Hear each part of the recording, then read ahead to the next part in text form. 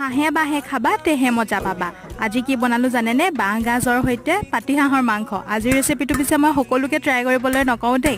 আপোনালোকে নিজৰ স্বাস্থ্যৰ প্ৰতি লক্ষ্য ৰাখি আজিৰ এই ৰেচিপিটো ট্ৰাই কৰিব। কওকচোন তেতিয়াহ'লে আজি হাঁহে বাঁহে একেলগে ৰান্ধো। এয়া মই প্ৰথমতে অকণমান হাঁহৰ মাংস লৈছোঁ।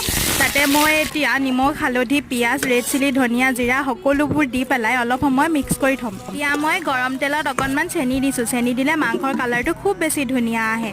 অকণমান গোটা জিৰা, পিঁয়াজ দি মাংসখিনি অলপ সময় ভাজি থাকিম। হাঁহৰ মাংসত টেষ্ট উঠাবলৈ কি কৰিব জানেনে? যিমান পাৰে সিমান ভাজিব আৰু কম জুইত ভাজিব। মাজতে আকৌ মাংসখিনিত কেইচকলমান আলুও দি দিলোঁ, কাৰণ মাংসত আলু নহ'লে মই খাই ভাল নাপাওঁ। লগতে দুটা কেঁচা জলকীয়া, অকণমান বঙালী ধনিয়া আৰু দুফুটা ৰচুন খুন্দিও দিলোঁ। ইয়াৰে গোন্ধটো খুব বেছি ধুনীয়া ওলায়। একেবাৰে শেষত মাংসখিনিত বাঁহৰ গাজখিনি দি দিলোঁ আৰু তাৰপিছতে গৰম মছলা দি দিলোঁ। এইফালে হাঁহে বাঁহে মোৰ ৰেডি হৈ গ'ল।